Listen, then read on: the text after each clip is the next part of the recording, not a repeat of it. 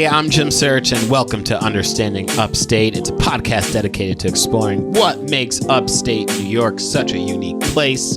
Each week, my co-host Rob Adler and I dive into a new upstate topic to better understand what's up upstate.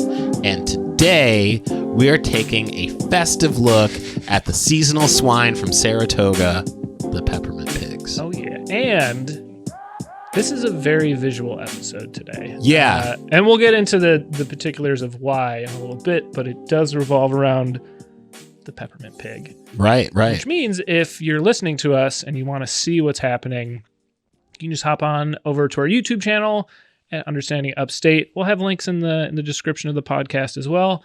But you're gonna want to tune in for this one. Yeah, this is gonna get real visual because it might get violent too, from what I understand. Well, in my history of upstate New York, yeah, okay, so, on brand. Not stranger to any of that.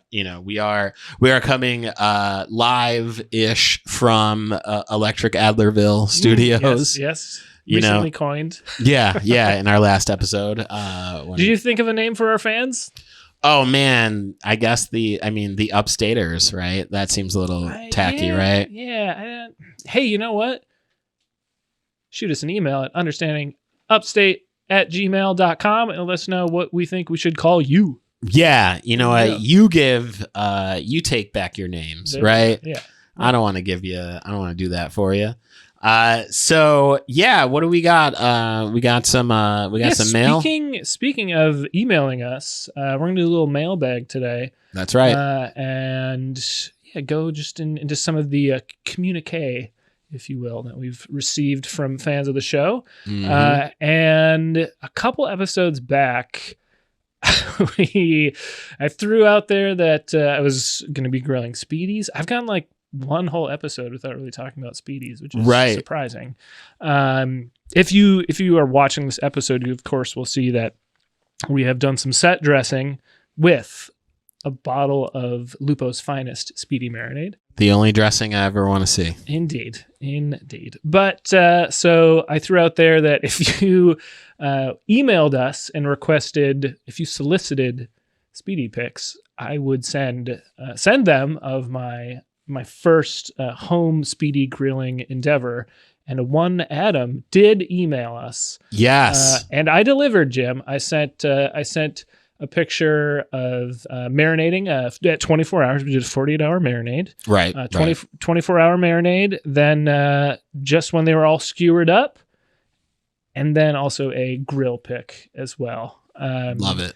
And it seems like Adam liked it too. That's fucking great, man. And yeah, I want to shout Adam out, man, yes, because Adam jumped in during the Shut It Down Bar Rescue podcast days and has been down since, man. So we want to shout you out, man, and we appreciate the support. He has picked up a copy of my album. He picked up a t-shirt from me.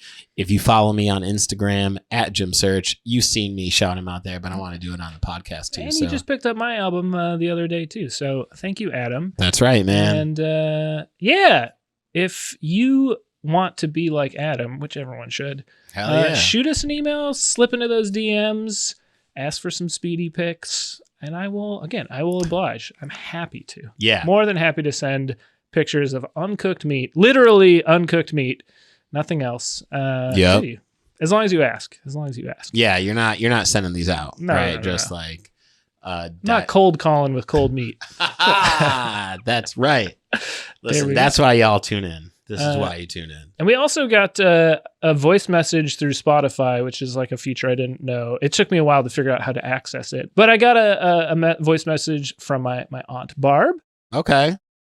But she sent a voice message to us after listening to the Oliver Lamora podcast, which is about how William Rockefeller is an insanely spiteful man. Yes. And she relayed a tale about my great-grandparents who lived in Embarrass. Literally, the name of the town is Embarrass, Minnesota. Wow. Jim, do you think this is a large town or a small town? I would say it's a thriving metropolis, but yeah. You'd be very wrong. Okay. All right, but very small town. potato farmers. This is like, I think early 1900s. Mhm. Anywho, the tale of Oliver Lamora reminded my aunt about specifically where Oliver was caught with some deer in his basement out of season, which may or may not have been placed there by William Rockefeller. But she told me a tale of my great-grandparents, my Finnish great-grandparents, who they had 6 kids. It was out of season. It's like dead of winter. You got to feed the kids. So they killed a deer, right? Right. And the game warden, who's the neighbor, came over and knocked on their door, saw the deer, the venison on the stove. Sure. You know what my great grandmother did? I don't. Invited him to dinner. Really? And that's how you take care of things. Yeah. In northern Minnesota. That's how you grease the wheels. Yes. Keep them spinning. If you will. We I don't know what kind of transition I'm trying Speaking to of spinning, we have. That's so funny. We were all right. Well, let's just jump in, man. Yeah, without a great transition, we have a great episode today. There it is. We found it. We're talking about this odd upstate delicacy called the peppermint pig, which is a holiday delicacy. I think this episode's coming out, I believe, on the 22nd. So we're just knocking on the door of Christmas. This is like Christmas Eve. Yes, right? Christmas Eve to the third power. Got it. Yes. Yeah. So we figured we'd do something a little festive. Yeah. And we're going to talk about this weird treat that is the peppermint pig, which I've actually heard of before. I don't know if you have. Yes. I've never heard of this until I've experienced the peppermint pig before. Like in what we're about to do in a little bit later. And we'll get into it. We'll get into it later. But interesting. It like after a while, the memories came rushing back to me. Right. But should we get into the finer details, the finer points of this special pig? Of this special swine.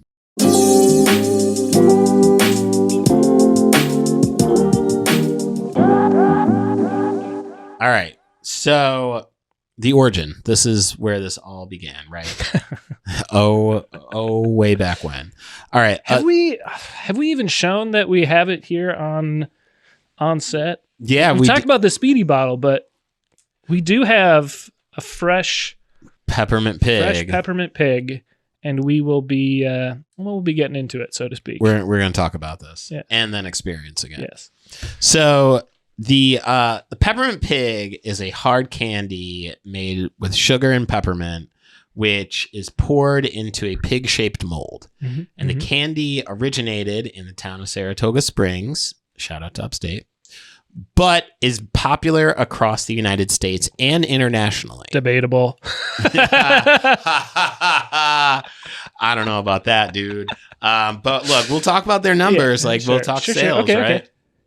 So it was created by a man by the name of Jim Mangay, a candy maker. Mm-hmm. It's thought that European chefs who had worked in Saratoga Springs hotels influenced him.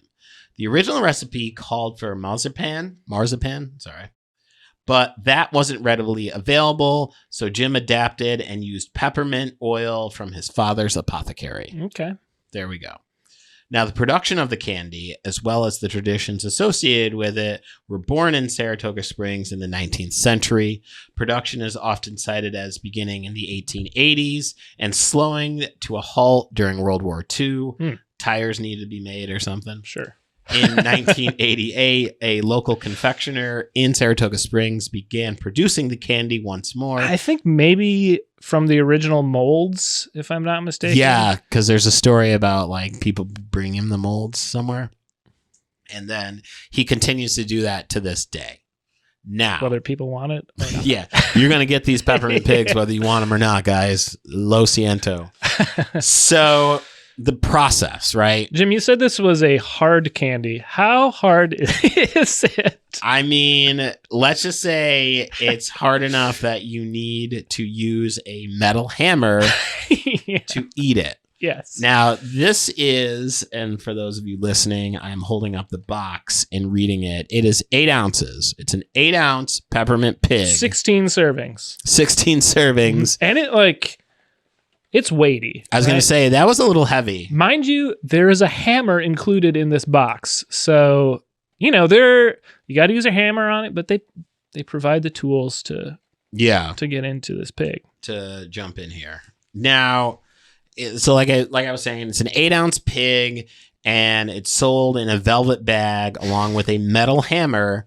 And the tradition dictates that the pig is to be smashed inside of the bag using the hammer at Christmas dinner. Mm-hmm, okay, so you are bludgeoning a pig, and then if your Christmas dinner doesn't have enough violence already, Let's say you got into it with your uncle who doesn't believe in vaccines, right? Mm-hmm. You're fighting with him about it. He's like, I don't want this because the government does shit to me. That's a fight. And you're like, man, I want to do some more violence. Sure. Here's a pig you can smash up with a hammer. So for those of you who may not want the whole pig, mm-hmm. they have bite-sized pieces of pink poop that could be offered, which no, I'm good. I'm not eating pig shit during Christmas dinner or faux pig shit. Sure. It's not happening. Not for me. I want to get ahead of that.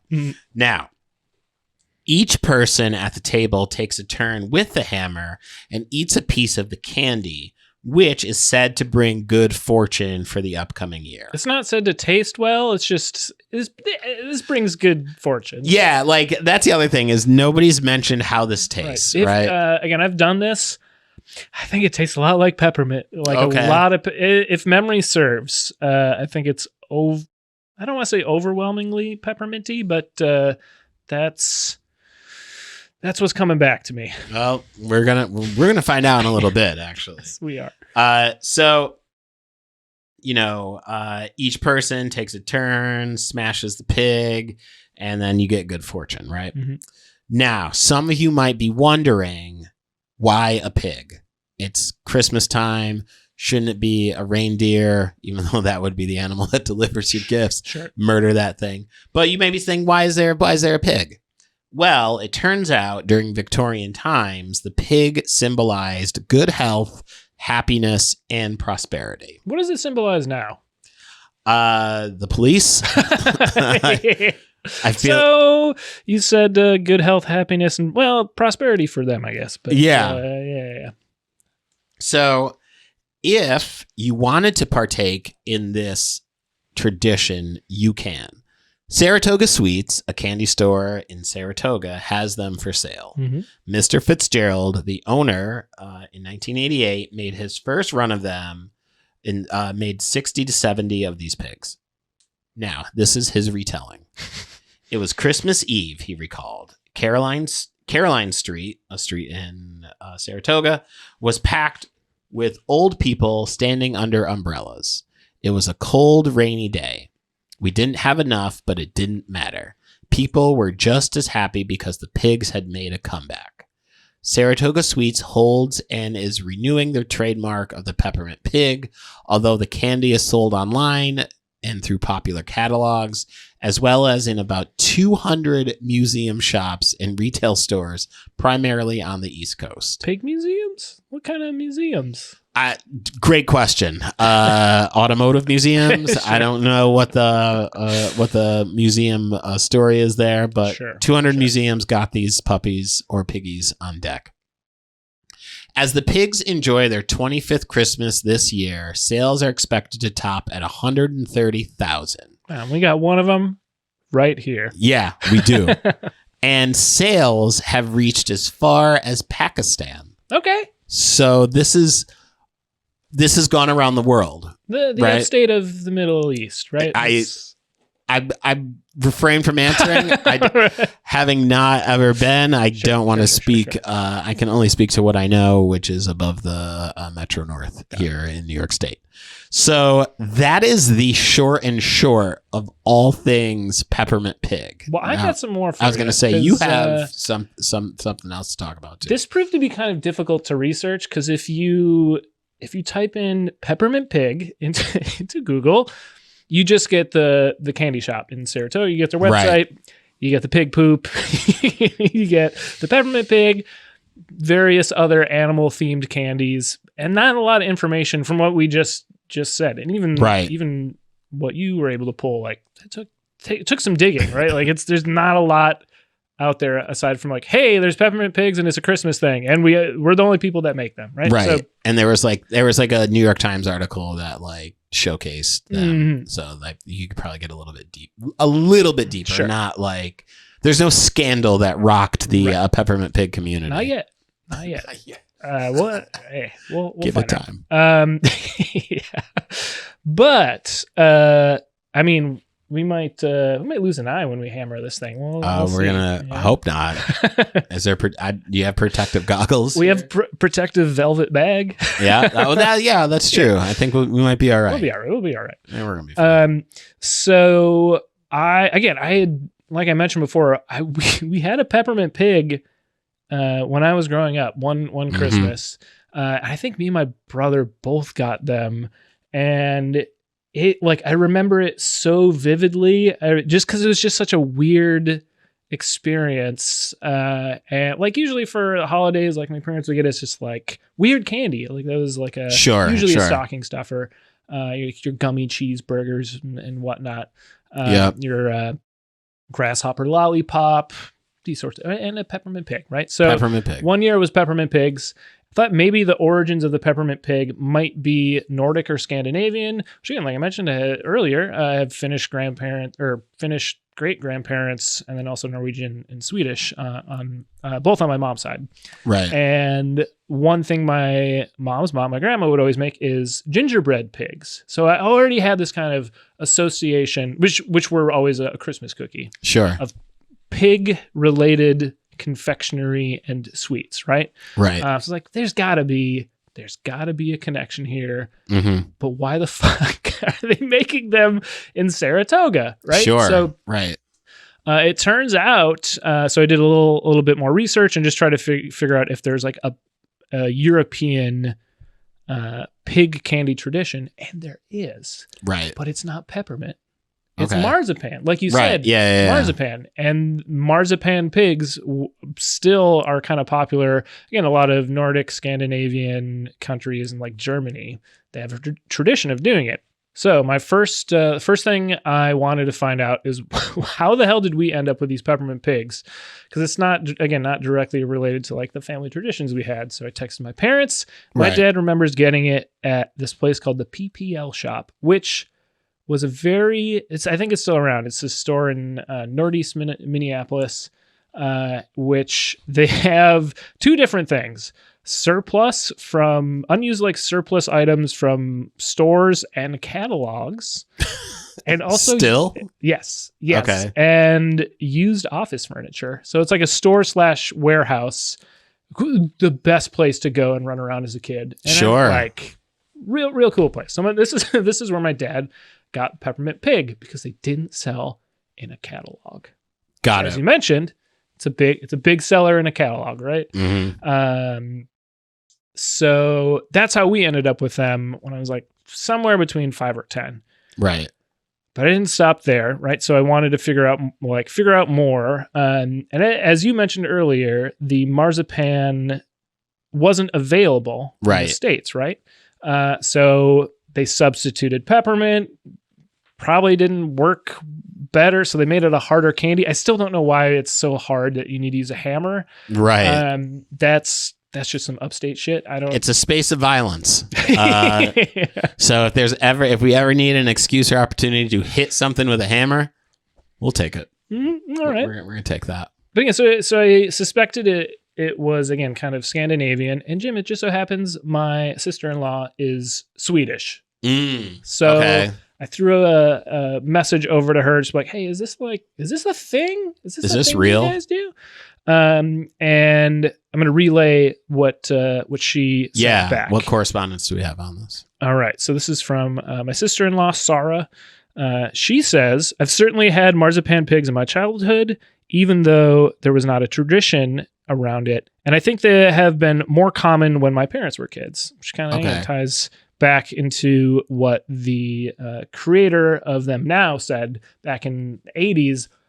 All the old people were like super excited that at least the peppermint pigs had come back. So I think it's somewhat a dated tradition all around, right? Sure. Also in Sweden, they'll hide an almond in Christmas porridge, and whoever finds it, there's a couple different things. Either they're excommunicated from the family. Well, I mean, in a way, it says they're about to be married. So, depending on what family you're marrying into, that could be the case. You could be Hopefully not. Yeah, I hope you all stick together. And then I also read somewhere else, this wasn't from Sarah, but if you found that almond, you got a marzipan pig sometimes as well. Okay. Yeah. Interesting. So again, kind of ties through to the when you smash the pig and you eat the candy, you get good luck, right? Like, sure, you have good fortune in that you're gonna, if you find the almond, you're gonna get married that year, right? There you go. And also in like a lot of countries, this isn't just specific to Sweden, but Christmas ham, right? Sure, it's yeah, definitely a thing. It's tradition in a lot of different places. But the reason why we have Christmas hams is because they're a super popular animal. I would argue still.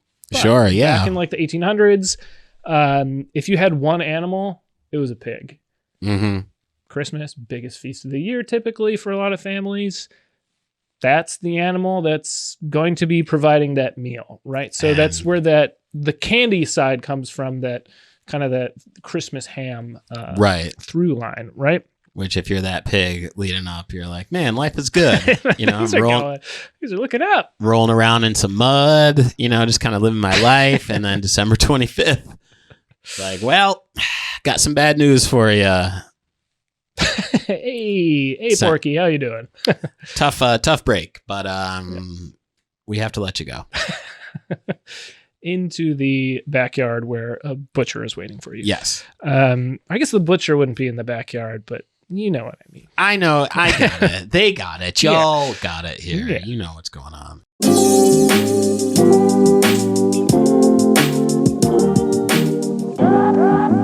So, again, we have this marzipan pig that's specific to like Sweden and Norway, which is, I believe, again, we're kind of connecting some threads here, but that seems to be the best inspiration for our little peppermint pig that we have here. And I'm gonna attempt to say the name of what they call it in Sweden. They call it julegris.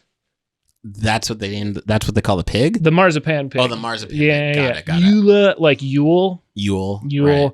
And grease is the word for pig. Sure. Weirdly enough. They have this in Germany, Holland, Belgium.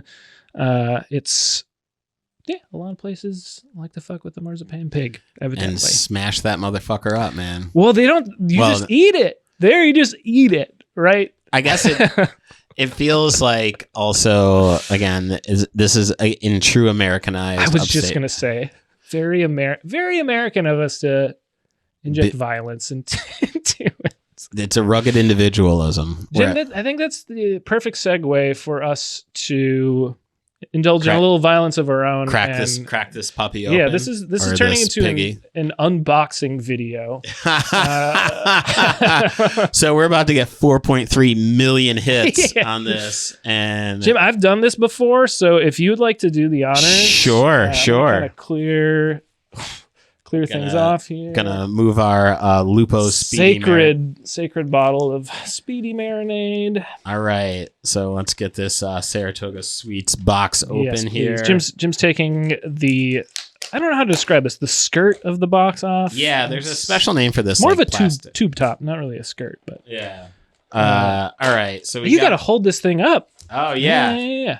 Check this puppy out. I feel like I'm doing some commercial There's some work nice here. foil on here. We might even have a picture of downtown Saratoga Springs on the side. Well, it's like a family doing some shit. Oh yeah. Oh, Here we go. yeah. Yes, we got a little candy shop. Lovely. Yeah. I do want to point out one thing. We talked about this off mic.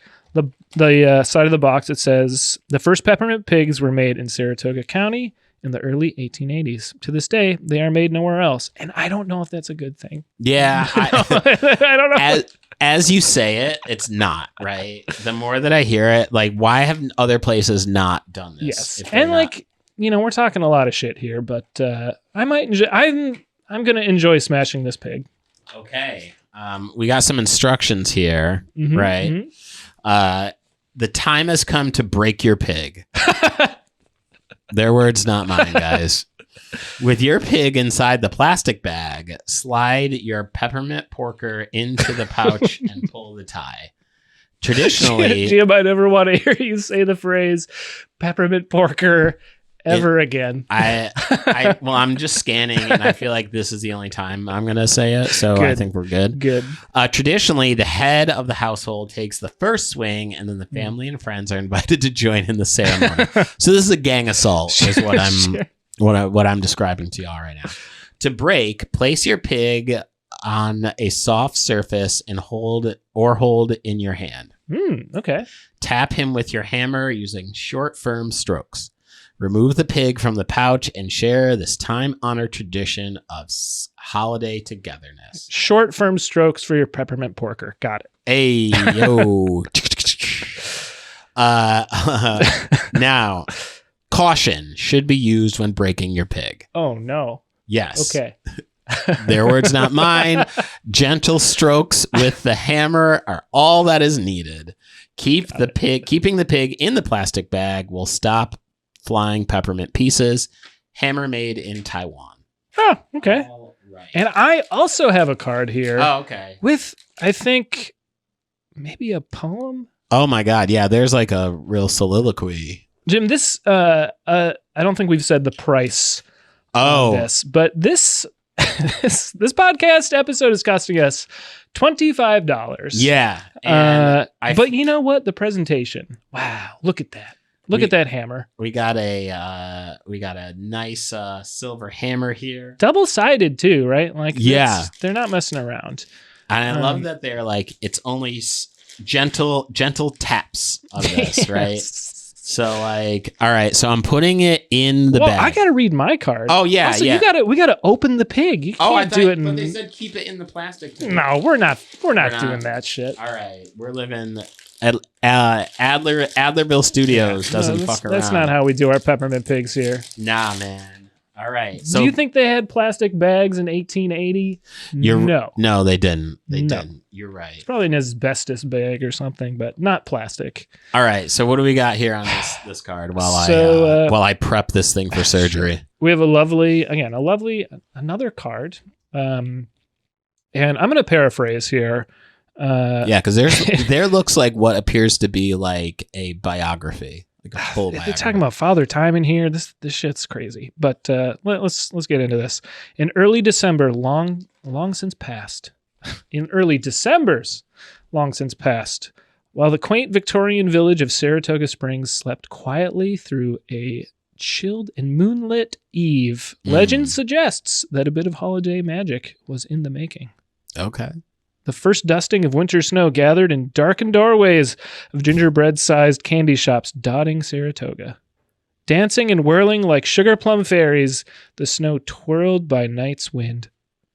Behind the oaken doors, bathed in the amber glow of crackling hearth and bubbling candy pots, tireless old candy makers labored on into the night, creating and continuing a holiday tradition known to all everyone as the peppermint pig, trademarked. Yeah, don't get any ideas out there, Jim. That was only 2 paragraphs in. How many paragraphs are there?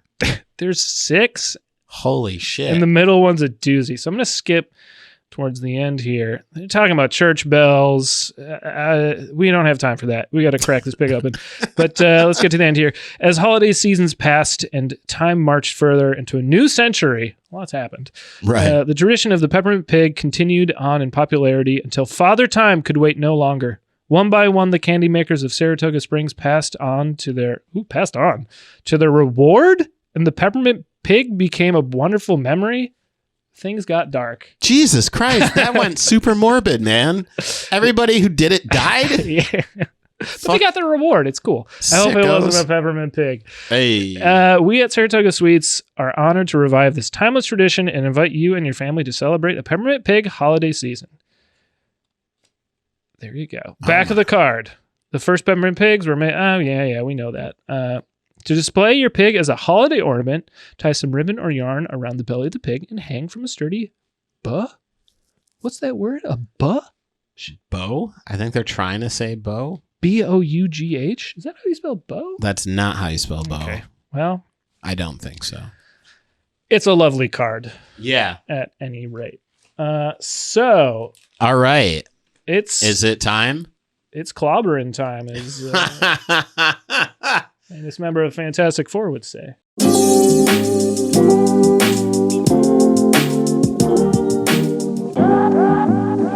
All right. So I'm just going to give some firm... Jim, you're not the head of the household, but I am, and I say you do it, because I've done it. You do the honors. All right. So I feel like there's... You're supposed to do it on a soft surface. Oh, yeah. I don't know why, but... Yeah, and so I'm going to use the flathead, I'm assuming, not the... whatever. Yeah, that's what I'm thinking. Right? Yeah. All right. I have to say... and go ahead. In my lifetime, if you would have asked me 5 years ago, Jim, will you be smashing up a candied pig in a bag? I would say, yeah, sure. Sure, of course I would. What do you mean? Now, they're saying that it's like soft taps, but and you'll notice you're fucking up the velvet, right? This is right. My brother remembered the velvet gets pretty gnarly, man. Yeah, and even we got pig dust coming through. You're doing you're doing a great job. I was gonna say, and I also feel like I can feel it like collapsing underneath it. Yeah. Like, so now you have to take some. Okay. You gotta crack that bag open. Let's see what we got here. Oh man, now there's like mammoth hunks and pieces of this. Like, is there anything edible yet? I feel like there has to be a little bit more of a, of a murder in here. keep going. I feel like this is confessions of a pig murderer here. See, I hope the mic is picking it up. It looks like it is. Yeah. But like you're giving, I would say pretty good wax. Well, like when I opened the bag, right? Yeah. Like the pig head was still intact, and like the torso looked pretty intact as well. So now I feel like I feel like if I like blow this dust around, like you'll become like, I don't know, it's magical. A Victorian princess, I guess. I don't know, man. Sure. Yeah, there looks to be a little bit of a all right. You gotta leave some whacking for me, man. Yeah, I was gonna say there's wow. Yeah, like look, dude. Like I'm show y'all. Yeah, let's see. Like, let's see the. This is still what's left, right? The whole head. I guess and again, that's a lot of peppermint, man. Yeah, I mean, I'm 42, so I feel like eating a full peppermint head would see. Like, there's like a little bit of a. I mean, that's a big chunk. Jim, we got to eat this whole thing. Listen, the episode's done when we've consumed all of the pig. Yeah, there's a jump cut. Like, I mean, there's a bigger piece. Oh shit! Ooh, you got to cinch that bad boy up. We're getting peppermint everywhere. Okay, I gotta. All right, that's edible. That's edible. What do we got? An eyeball? Or you got a pig eye right there? Yeah. I feel like this is like the pig torso. Okay. But here you can. Okay, I'll take it. Smash that up. There you go. Give me. But what are the notes? What are they? Well, this tastes like violence. And you know what it is? I worked for it. Yeah. Okay. There is something there. It's almost like when you have like crab and you crack the legs of it. Right. You get you get a better satisfaction of the taste, right? I just got hit with all the peppermint in my nose, and wow, we're strong. Yeah. Right? Yeah. On a scale of like candy cane to peppermint oil, what are we working with? Oh, this is definitely candy cane. Like this feels more candy cane-ish. Oh, it's not like not overwhelmingly pepperminty.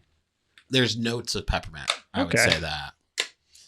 Now, Rob, I don't know if I'm doing anything here. Nah, I mean, like, well, there's dust flying out of it. There really is. Like, and again, there's just so many holes in this plush red velvet bag.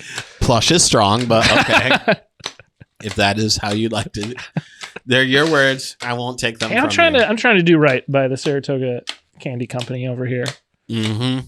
If you haven't been listening, all right. Yeah. I feel like things are spreading out a little bit. Yeah, I feel like if we use this sharp end, the bag is just done. Right.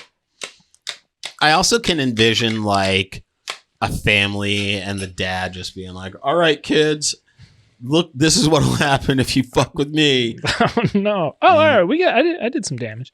You got something good there? Yeah. I don't know. Maybe it might just be the midsection here, but we're going for it. It's really weird having a peppermint flavor in a pink candy. Yeah, that's what's kind of throwing me, because you'd think like cotton candy. That's where my head is going. Or like gumball. There's just like a straight up gum flavor, right? Yeah. Different flavors. I feel like and I know that the Peppermint Pig empire is vast. I'm aware of that. Like, you know what I mean? 130,000 sales. As far as Pakistan, we've got a global reach. Sure.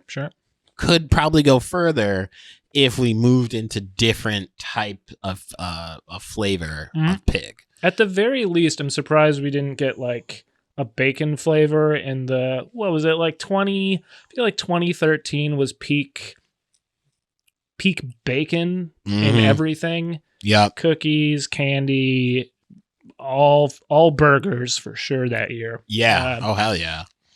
I feel like that they could have that pivoted, you know what I mean, and do a little bit of differentiation around it. Yep. But you know what? There's a reason why, you know, I ride the train and I don't have a Maybach going through the streets of New York. Sure. Because I don't have a Peppermint Pig empire. And only one person does. Only one person does. There's only one. Yeah, and also, what I do want to talk about too, and for those of you playing along here on the video, as well as we'll explain what it is the hammer, right? Has a little like key, like you can put this on your keychain. Yeah, for sure. You know, which Jim, they said you could make an ornament out of the pig, but real missed opportunity. Yeah, I mean, this hammer certainly could lend itself to some real ornament activity. Throw some glitter on this, right? Yep. Wrap some twine. It's a very shiny little hammer. What are we working with? Like a 3-inch long hammer, right? So it's a small, for anyone listening. It's not the biggest hammer. In fact, it might be the smallest hammer I've ever seen. But it's got a nice weight to it. It's again, you can, Jim, if you need to smash a peppermint pig, this is going to get the job done. This is the tool for it. And we proved that here today, actually. You know what? If there were some doubting Thomases out there that thought, you know what, they're not going to be able to smash that fucking pig with that hammer. We did it. Well, Understanding Upstate, the podcast, wanted to tell you that you can. Absolutely. And did. Yeah. And then, again, if you want to smash your own pig, again, like we had a lot of fun today. Yeah. It tastes pretty good. And again, we had a lot of fun today. Yeah, this was fun. It was fun. Go pick yourself up a peppermint pig. I ordered it at night and it came in less than 12 hours the next day. Like it arrived very quickly. That's impressive. So if you need to get yourself, not yourself, if you need to get someone else a last minute holiday gift, why not think about a peppermint pig? head over to our friends at Saratoga Sweets. You know what I mean? Shout out to y'all out there at Saratoga Sweets. Mind you, they are not paying us to do this. It's true. In fact, we paid them a little bit to do this. We definitely came out of pocket for this endeavor to smash up a sweet tasting pig. Yeah. You know? So listen, you know what? This has been a journey. Yeah. I have one closing thought. Sure. Let's go. In all of their literature, they have lauded how great of a holiday tradition this is. And I think the proof is in the pudding. Will this be a holiday tradition for you going forward? No. Probably not. Okay. I don't know if the household I live in will get down for that. I feel like this might be. Now, listen, if sponsored by Saratoga Sweets, you know what I mean? You can email us at understandingupstate@gmail.com. Yeah, if I become the spokesperson for Saratoga Sweets and, you know, I'm doing the commercials and, you know, I'm getting paid the money to smash one of these guys up, sure. But December 25th, after we have our dinner, I don't think I'm going to be fucking one of these guys up. I feel like this was it for me. I've now done it twice, and I think officially need to do something 3 times for it to be a tradition. So, like, all I'm saying is if they send me a peppermint pig, I'll smash it. I'll make it a tradition. Okay. Yeah. All right. If given the opportunity, given to you. I don't know if I'm shelling out $25, although we already have the hammer and the velvet bag, so we can just spring for the lower investment of just buying the peppermint pig now. Now, is there an option to buy just the pig? Yes, there is. Okay. Which we did not do because I wanted to do it authentically, right? Yeah, I mean, I feel like you got to get the whole experience. The price difference between the two is more than you would think. Like this, I think it was like $18 for just the pig. This, Jim, I do not think this is a $7 hammer. Or a $3.50 hammer and a $3.50 velvet bag. It's we're looking at least 75 cents here, maybe. Velvet bag. Yeah, I wouldn't pay more than 50 cents for that bad boy. So there's a little bit of a markup. They're lining their pockets a little bit over there, but oh my goodness, I'm getting so angry. I'm dropping hammers and tools and whatnot. Get out of here. Well, we got to get out of this episode. Right? Yeah, we got to roll, man. So what are we talking about next week? Man, well, next week we are going to go from Saratoga Springs, a little bit north into Broome County, and learn about one of the titans of industry in that area. So lace up your shoes because it's about to get real. And that is your hint for what's going down next week. I like it. And while they're trying to figure out what we're going to be talking about next week, what could they listen to kind of help pass the time? Bring some mirth and merriment to their day. Well, here's what you can do: is you can shoot right on over to jimsearch.bandcamp.com and pick up my album Upstate Understandings. It's a journey. It is a hilarious ride through upstate New York, produced by my man Rob Adler right here. Put that together. So go ahead and pick that up. And if you pick up one, you can pick up another one. And I could even say that if you pick one up and you're like, man, I want to see this guy in real time, you could go to Beer Wax for Trivmatic Hip Hop Trivia December 26th.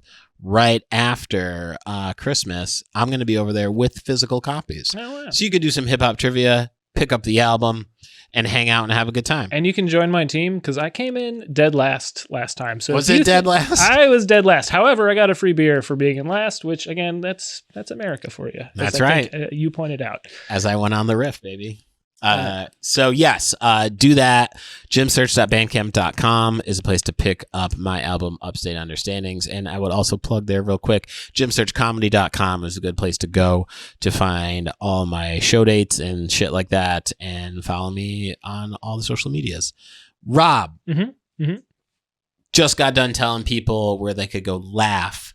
What if they want to chill, right? They've laughed and they're like, how do I relax? They just finished smashing their pig. Right. They need to kind of bring things down a little bit. Well, I got a Mhm. thing just for them. It's my album called New York Sticky. You can find it at brooklynfrequency.bandcamp.com. Go give it a listen before you purchase it, or just purchase it and listen to it after, whichever works for you. The key is to purchase it. Yes. The operative word there for sure. But yeah, it's an album inspired by disco, go-go, funk, also hip-hop production too.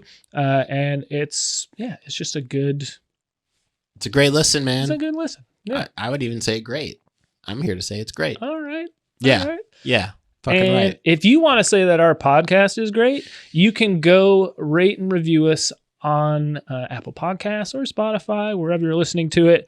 And if you do that, you can throw in some suggestions for things you'd like us to cover on Understanding Upstate. If you want to get another Peppermint Pig episode, go put it in those comments. Yeah.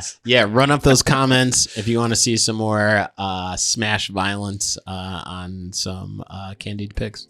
Yeah. I mean, we can just make this like a Gallagher-inspired podcast and use a little hammer to smash stuff every week. We'll think about it. Yeah, we'll give that a run through. While we're going mulling that over, did you think of a way to get out of today's episode? Well, I think I got it. Oh, okay. So make sure you pick up your hammers. I like it. And with that, happy holidays, and we'll see you next week. Peace.